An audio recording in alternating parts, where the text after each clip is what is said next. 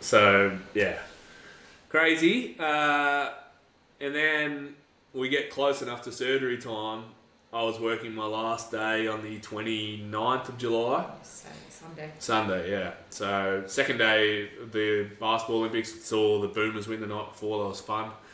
And then worked the morning at around 6 to midday-ish, and you went out for lunch with your parents. And I just remember hitting this point by like 12:30 that something wasn't right. And I actually had a video ready to go that I could probably post it at some point. That I was going to post the trash talkers out there just saying, hey, look, I'm going to take some time off because I've got this brain surgery coming up. No one knew about it, but I was going to post it on that day. And then, yeah, like I said, by like 12:30, I'd hit a wall that something was wrong. Just really completely phased out. And I couldn't really tell anyone because I was at home on my own. My parents were across the road, so I kind of just told everyone at work, look, I'm shutting this down, like something's not right. And I had no real control of myself, so it's something that kind of come over my body.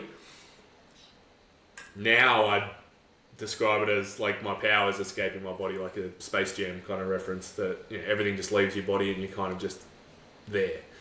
And that's exactly what it was. I went across the road to my folks and said, hey, I'm going for a walk around the corner, but had complete, like, no function of what was going on. And from what my mum tells me, I look like a zombie walking into the house.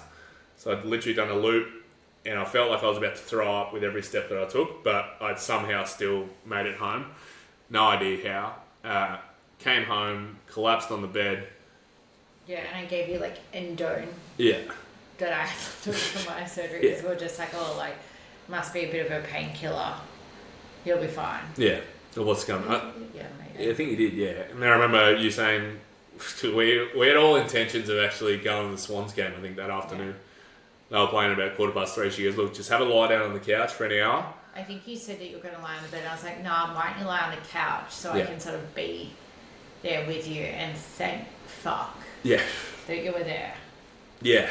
Because we were kind of like watching the football and Dave tried to say words and the words weren't coming out. They were just like, it was complete gibberish.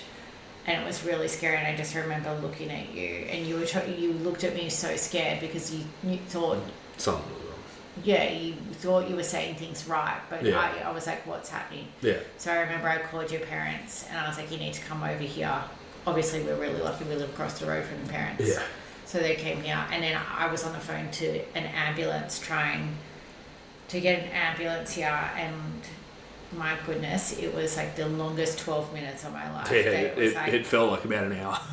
Lights and sirens, they said that they were coming, but they couldn't find anyone. So they eventually got an ambulance from like half an hour, 40 minutes away that got here, thankfully, quite quickly. And by the time the paramedics arrived, the seizure had kind of passed. Yeah. And Dave kind of like sat up on the couch and was like, I need to go to the bathroom. Yeah, I came to, but I still wasn't all that there. Like, I was very, very lightheaded. Still got stretchered out into the ambulance after that. But you're in extreme pain. I was in a lot of pain. And was in ICU for the night there. No, you went into emergency. Emergencies, that's right. Yeah. In resus, and they were like, well, they did scans, they couldn't really see anything, and you were just in pain, and there was no amount of painkillers that was subsiding the pain. And I think that was really hard to see because you were vomiting from the pain, you just couldn't keep anything down. Yeah, that was for 2 days straight. Yeah. For the Sunday and the Monday. Surgery on the Tuesday. I think I woke up fine on the Tuesday, but Sunday, Monday did not eat at all. I tried to, but And you were just vomiting, and you just couldn't move. No. It was really scary, and I think like then on the Monday, I think you went for a MRI the day before, maybe? No, it was the morning of the surgery. Yeah. And that's when. So we moved from like the public hospital into the private hospital to get you ready. Yeah. For the surgery, and incredible staff. Just shout that out to St George Private. Like, And public. And public, yeah. Amazing. Yeah, the nurses and doctors and the staff. Yeah. The hospitality staff, like everyone is so kind. 100%. There, I think that, so we got you transferred over, and then I just stayed with you the whole time, and then on the Tuesday morning you had the MRI. Yeah. And I don't think you remember this too much, but No. the surgeon came in and was like, he looked worried, and I think that's like the most terrifying thing when he's kind of a bit like Teflon, nothing sticks, this neurosurgeon, but he kind of was like, I haven't seen this before. Looks like there's bleeding. Yeah. In the Extra blood tumour. tissue. Yeah. And I haven't seen this before. But you know what? This tumour's rare in a 35-year-old male, so everything's rare. So I haven't seen a lot of this before. Yeah. But when you go and Google blood in tumours, the first thing is obviously the big C. And I think it was so terrifying watching Dave get wheeled away without knowing any of that news as well. Thank goodness for you. Yeah. And then basically the surgeon said, don't wait in the hospital, go home. It's going to take a while for this surgery to happen. So I think Yeah, a 3-hour surgery turned 7.5, 8 hours. Yeah. Just because of obviously the complications prior, seizure 2 days before, and then the bleeding. It was hard. Yeah. And I remember waking up after the surgery and always kind of picture it as like a movie scene kind of thing when you're laying in a hospital bed and the light's just shining on you and there's 3 faces that are above me. It's my mum, my dad and Kate. I just remember bawling my eyes out, and I was just kept on apologising. I said, I'm so sorry. So sorry. It was so hard. But it's so crazy to think that you just go from brain surgery and they wake you up straight away and you could speak straight away. And even the anaesthetist, the surgeon, everyone was like, oh my gosh, she's speaking. They didn't think that you would be able to speak straight away. No. I think prior to going in to see you, Dr. Scholzen walked out into the lobby, and he kind of knew that we would be back there, and he was like, they said we've done a initial test on it, it's benign, we obviously need to wait for the full results. Yeah. But he's like, but I got it all. He didn't think that he could get it all, but he got it all, which is insane to have that much of a tumour and him be able to get it all. And he looked exhausted, but very grateful. Oh, 100%. Yeah.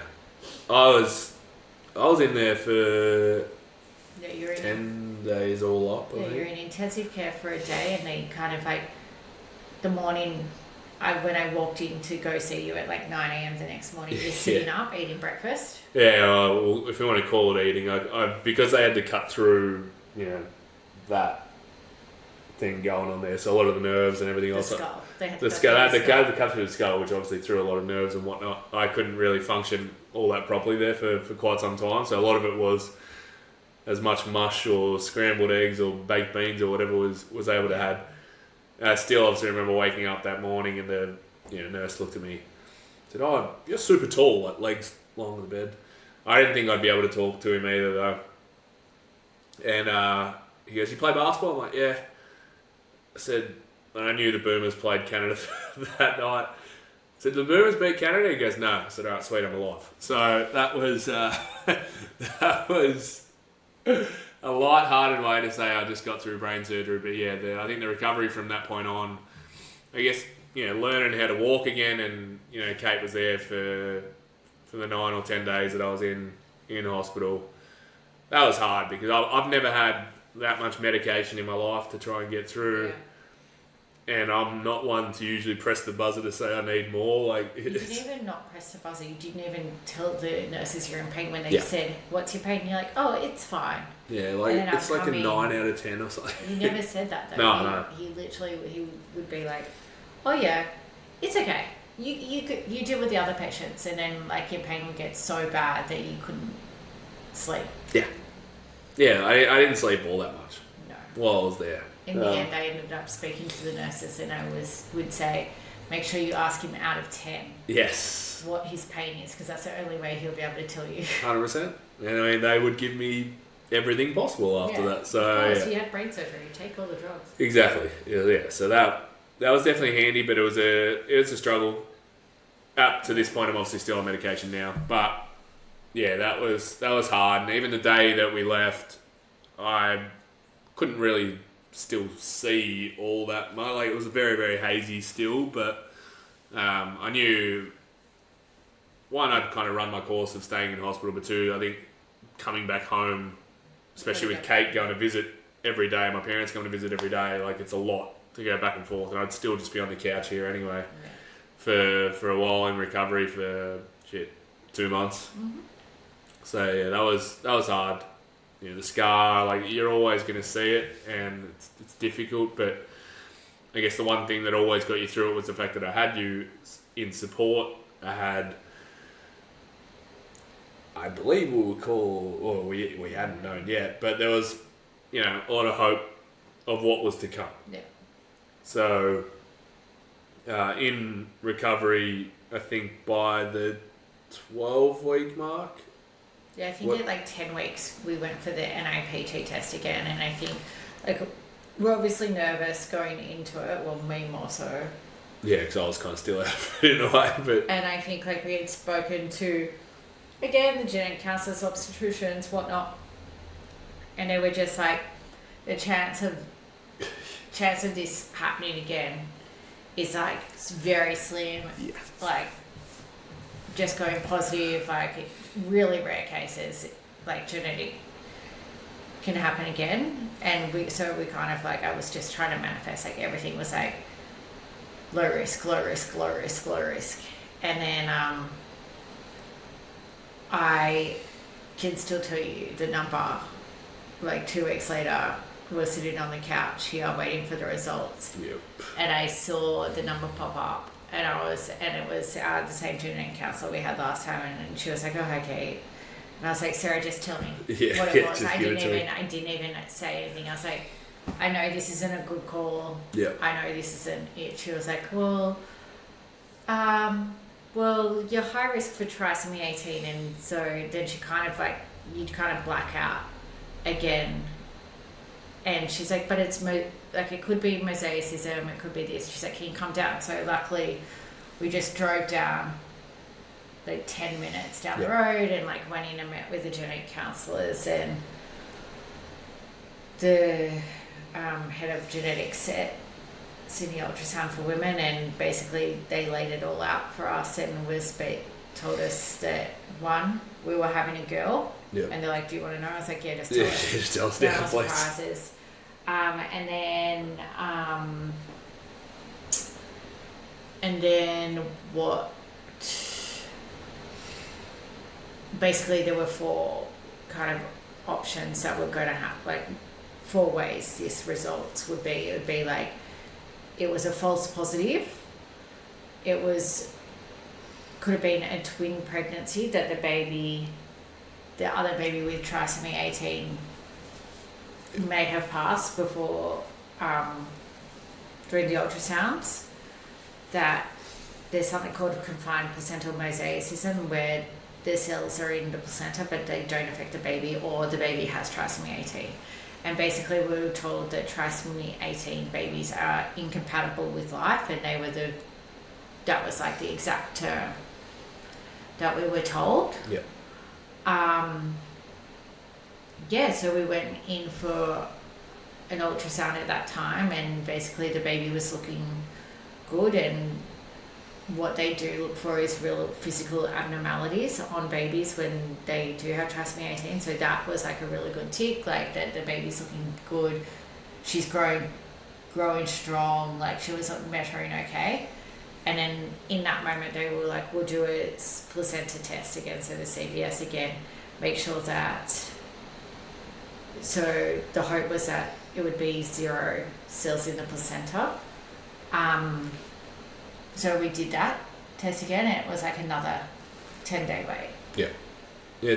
There was a lot of waiting going on, and I think with everything that we'd had going on, with me, and then with this, we thought that kind of everything was against us in a way after you find out things like that, and it wasn't like we were negative whatsoever when it came to, you know, this 10-day wait. I think we kind of just came up with we need to find some hope in all this. So we kind of knew that we had to name the baby, because I think when you're just talking in all these medical terms, and that's what happened with our first pregnancy, everything was so medical that you forget that you're actually growing a life. And so I kind of said to you, what we need to name her, like what should we name her? Yeah. And you were like, let's call her Hope, because there's a lot of hope around. Yeah, we had to hold on a lot of hope with me obviously getting through it, and then with us getting through our baby as well. So she was affectionately known as Baby H. And I think that from there we had to wait. So I think we were 10 weeks. They fast-tracked our results. So I think we were 13 weeks when we got the CBS back, and basically they were like, yeah, so there's 50% cells in your placenta, and we were expecting much lower. We were kind of expecting like hopefully 0, but 20%, and 50% is quite high. Yep. So that was actually a really kind of big red flag for us and for the doctors. And I guess it kind of eliminated that every other option of a false positive or a twin pregnancy. So then we were on to the baby would have a 50% chance of survival. So we had to, the next steps were to do the full anatomy scan, which is like just past the 13-week mark, and we did that, and baby H was growing really strong. Again, she was looking like really good. Like they, honestly, every scan they look at is like, does the baby have club feet? Is there nuchal translucency like in their neck? Is that good? Like, is there structure? Do they have a cleft palate? Like those were all really key signs of abnormalities in trisomy 18 babies, and which was never fun going into any kind of scan, because you know, usually I don't know, most of the time I guess in a lot of scans that you're going into, you're like, oh, look at her or him moving around or whatnot, and both of us are kind of looking at it saying how the fingers aren't like this, the feet aren't like this. What's the heart rate like? So what's her tummy like? I guess like we became so versed in medical terms that we forgot to enjoy. We couldn't enjoy the ultrasounds, and so from there we were lucky enough to go for a kind of early. I wouldn't say lucky, but we could go for an earlier amniocentesis because our doctor was really supportive of it, and just he knew how much amnio fluid we could get. And so about the 16-week mark, 15 weeks and like 5 days I think it was, we went for the amniocentesis, and that was probably like, the CVS is pretty rough on getting it, because like they're moving your stomach around to try and get all the cells from the placenta, but the CVS, they just stick this like, I didn't see it, Dave saw it. Yeah, it's something that we can't ever go through. So I always say this, especially with seeing what you went through with the pregnancy, like women are a different breed for what they have to go through, and what you went through there with, I hate needles as it is, but seeing the size of this thing. I didn't see it. Yeah. I guess like you're sitting there and you're just like, just don't hit the baby. Yeah, and I saw her trying to grab for this needle, and you're just like, oh my goodness, it was hard. Yeah. So I think like from that, like again, they did the anatomy scans. They were really happy with the growth of the baby, and I think like basically we saw Dr. Scott like the last time, and he was like, oh, like the baby's looking really good. He like, and he's not a positive guy. Like he'll tell you straight away. He'll tell you straight how it is. Like if there was anything wrong with the baby, he'd be like, why?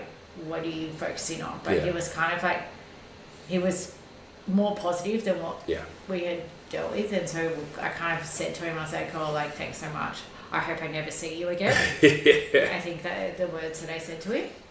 Yeah. And you were still sort of like recovering from your brain surgery, and we're just like, let's get the fuck out of here. Like, it was so brutal. Yeah. But we got through it. We did. By the end of September. Yeah, I think like during that time, like you're just waiting. Like, I think like we waited I guess we were waiting for the pathology results for your brain tumour. Yes. We were waiting to see if the baby was okay. Like our whole life was in limbo of like, is your tumour going to be okay? Yeah. Is it going to be benign actually, or is our baby going to be okay? Like, there were so many check marks to get through with everything, and you become like almost like positive to the point of delusion of like everything is going to be okay, because you can't go through anything like this again. So you just like, everything's going to be okay. I'm delusional. Like. And I think like we had to wait like 2 weeks for the amniocentesis, because they have to do like all these microarray tests and really grow the cells. I don't know. It's all real medical, but like, it was a really, really long wait. Yeah. For there, and you're just sitting there in limbo being like, oh, what the fuck is going to happen? Like, and you're mentally preparing of like, if baby H has this, would you continue to the pregnancy, because we don't know what the mosaicis and would look like, or would we follow the same route of our first pregnancy? And we kind of landed that if it comes back with the result, we wouldn't have the baby, because we couldn't, again, medically, it's not compatible with life. So you're bringing a child into the world that there's no guarantee they're going to survive. They might have not even survived the pregnancy.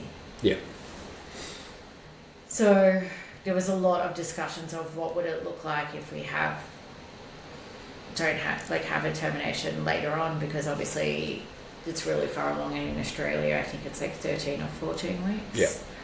And then you have to give birth from then, which is terrifying. And then so we were just waiting and waiting and waiting, and I guess we got a call.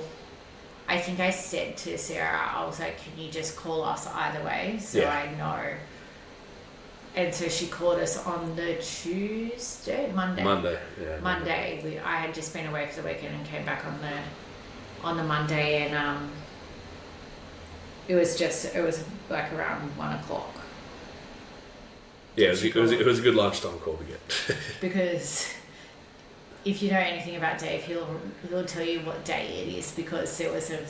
I just remember watching Baltimore Buffalo. So that's how I remember. We were going through everything before today. I was like, oh, this game was on here. This game was on here when this happened. So I was very, very happy to get a phone call like that. And it's one of those things that when you get good news like that, you kind of feel like everything's going to be okay now. We're all good. This is smooth sailing. It's obviously the best news you could possibly get. But I think it's like, that time, it was, you wouldn't wish anything upon your worst enemy. No.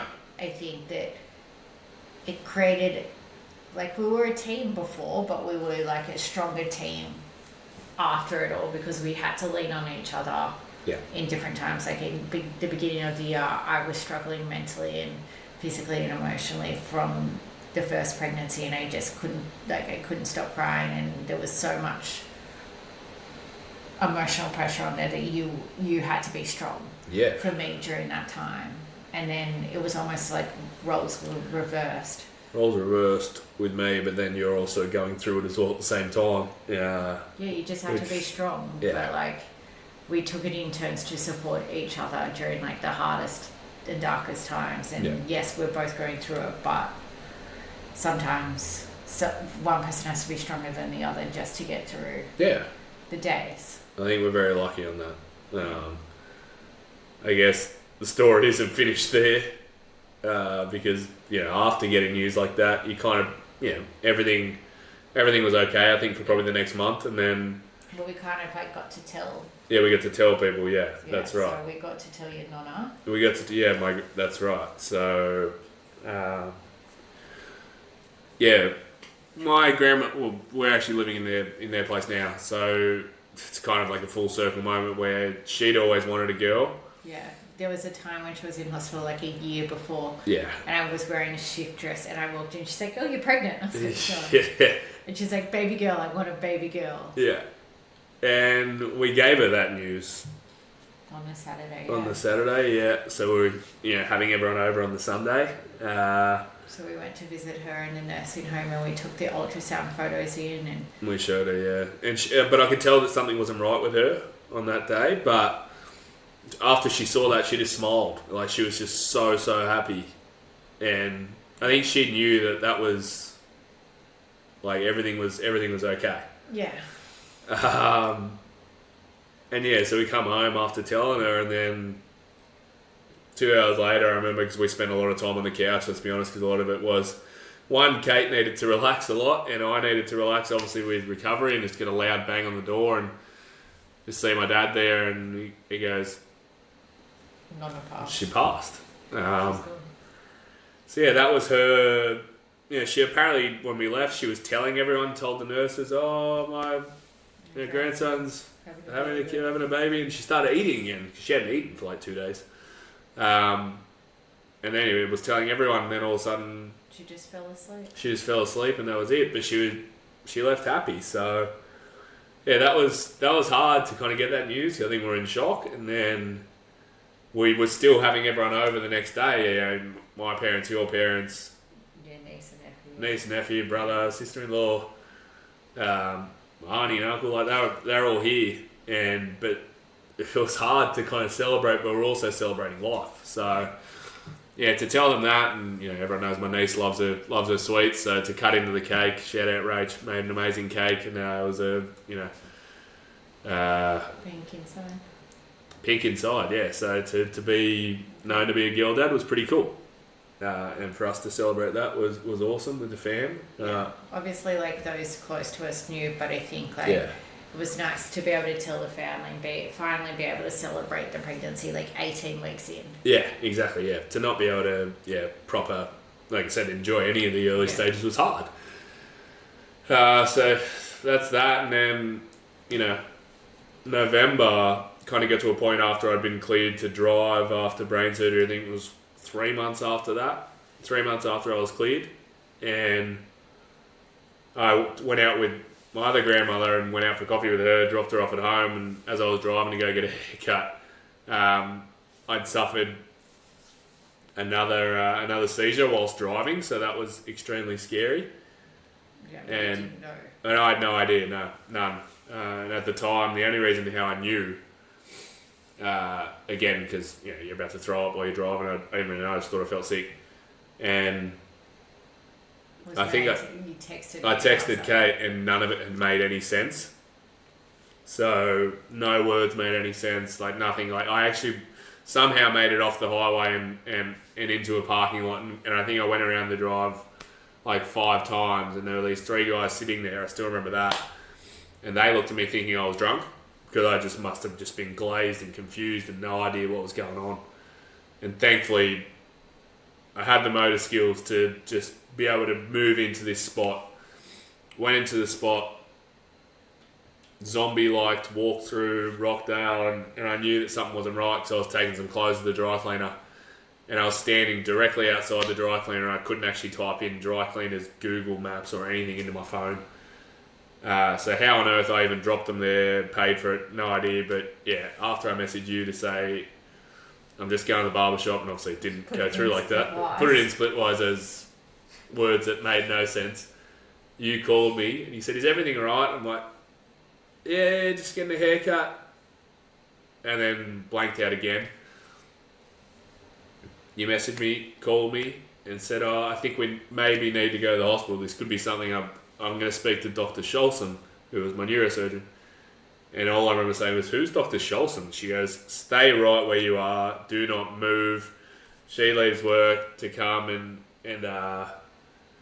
take me to hospital because I was still confused. I thought it was nothing again. And stayed there overnight. They hooked us up and now diagnosed me with epilepsy. Which is a side effect of the brain surgery, which makes sense. I guess, again, we weren't really prepared for, like, I don't think we were prepared for the recovery of the brain surgery and the slow. No. Obviously, it's slow, but I think, like, we didn't know how slow it was going to be or how long things were going to take. Yeah, I think it was almost like, by 3 months you'll be up and about, but of course, like, mentally it takes a toll, but physically it takes a toll, and your self-confidence gets knocked around. Oh, massively, and still is now. Like, we're 12 months post that now. So to do that for 3 months in, like you said, you'll see people and they'll think that everything's okay, it's good to see you, blah, blah, blah, but you're not anything close to it. And I think spending that extra night in hospital from that, again, when you've been pregnant, like you feel like you're absolutely useless, like you're gone. Your health's just deteriorating in a way. But it is just a side effect from the surgery. So it teaches you to slow down a lot in life, which is always hard for me because I like being on the go, just always try and do things. But now you kind of know triggers that lead to that. A lot of that it was a 40-degree day as well, and maybe I was trying to do too much in the morning, but I'm glad that I had at least dropped off my grandmother and found a park. Yeah. Otherwise, it could have been some big trouble. So yeah, that was it from there, and then we got towards Christmas. Baby H started measuring. It's really small. On the smaller side, yeah. So we're definitely worried about that. I guess, like, when you go through the pregnancy, everyone's talking to you about, like, oh, you don't look very big, or you don't look that, and then, like, you get the results, and it was like Christmas Eve basically being like, oh, you're borderline into IUGI, into uterine growth restriction. So we're kind of like, great. Another thing, and it was basically if the baby makes it to 30 weeks, that's great. If the baby makes it longer, then that's even better. Yeah. I'm, like, mentally prepared for that. So preparing for that, so it was like basically like, shit, this baby's gonna come soon, and we were just like every second week we're getting and measuring, like, a growth ultrasound. Then every other week we're doing ultrasounds with the obstetrician, so we're just measuring every single 10 days basically. It was literally like, there almost every 2 days, it felt like. Yeah, so we kind of, like, got through to 37 weeks. Yeah. And all the ultrasounds were so inconsistent, which is, like, typical, because they're all measured really based on old systems. Yeah. And at that time is when I think it was 37 weeks, so, like, okay. A genetic counsellor, Dr. Scott, came back in. It was the first time we've kind of seen him since, like, 18 weeks. So we had a nice 10 weeks of a break. And then basically he was like, I asked him point blank, like, what would you do? And he was kind of like, just get the baby out safely. Like, at this stage, the baby's fine. Make sure you just get her out safely. She'll grow on the outside. Yeah. It's just measuring at like 2.5 kilos or something like that. And so we'll, like, talk to our obstetrician. We were given the options of vaginal or C-section, and by that stage I was like, just get her out. Yeah. Like, I was like, I don't care, like, let's just have a C-section. And our obstetrician was really good, saying, like, I don't want you to feel like you don't have an option. Yeah. Like, if you wanted to try. And I was like, no, I don't want to try. There's been too much uncertainty in our life right now. Like, we just want to make sure that she gets out okay. And so we were told, like, let's wait until 38 weeks, because it was like 5 days really. Yeah. Until she's 38 weeks, make sure the brain development's all there, that's full term, and we'll get her out then. So that last week I was still working, and I worked up until like 3 days before we had our baby, and then we were just in there for CTGs and monitoring her and making sure that she was okay. And it was a wild ride. And it was. We kind of, in March, we had our baby, and it was kind of terrifying going for a C-section, but it was like the most magical thing. We had our playlist playing. Yeah. Shout out to Prince of Wales, who still got our speaker. But who cares, because we got our baby. That's right. I was like, I'll take our baby over a speaker any day. Yeah, I think that, she came into the world like crying, which was like perfect, and like it was, and weighing a good amount, and just making sure that she was like perfect, essentially, just making sure that she was great, happy, and right. So we just named it, like, after everything, we decided that her middle name would be Hope. Yeah. Because it was Hope that gave us our little Billy, and she got us through everything. She was like our guideline, and now nearly 6 months on, we've got our like miracle baby that like literally has kept us going. Yeah. We've she's made us overcome a lot. I think I think every month with her has always been something. Yeah, every week we cheer. 100%. Every week, you give it the high five, you get through it. Hitting certain check marks as well with post-surgery recovery. I think, we just passed 12 months now as well, and I think that was always a big one to get through that. Because I think every headache, you're always just like, oh, something's coming. But you've been amazing with me to make sure that, especially dealing with epilepsy now, that you don't want me overtired at night. So, I'll do a lot of the night work, but as long as you're there during the day to kind of help out, that's... Yeah. And I think we're working through that. Like, we're obviously different to a lot of others that, and everyone deals with their own stuff, but we've got a couple of hurdles to kind of jump through, but, you lap up every minute or second that you can kind of get with her, because... It was almost not there. Exactly right. So... Yeah, it's tough. I think that we're a stronger team for it, but now we're a family, and I think that like that's the coolest thing. Like, we went into this being like, cool, we've got each other's back, but now we're a family, and we've got Billy, and everything is just like everything is how it was meant to be. Yeah. And I think that we wouldn't be sitting here enjoying every single moment of it, because we would still be, but I think that you become more grateful for the tiny things, like the little smiles, or like an eyelash growing. Like, oh my gosh, we did that. Like, it's just, after everything that you've been through, to get that is cool. So, and the story's going to be ongoing. Like, nothing's set in stone. Nothing's set in stone, and there's going to be... Enjoy the moments whilst we can. That's right. But we just wanted to jump on today, share our story, go and pick her up soon as well.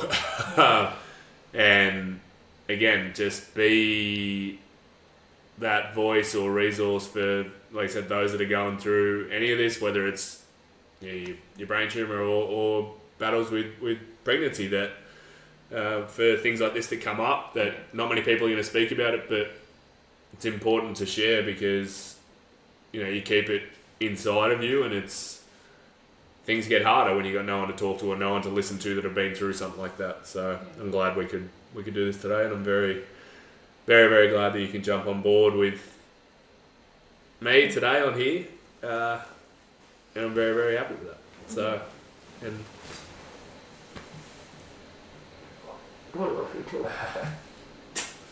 alright. Oh, different pod today, that's for sure.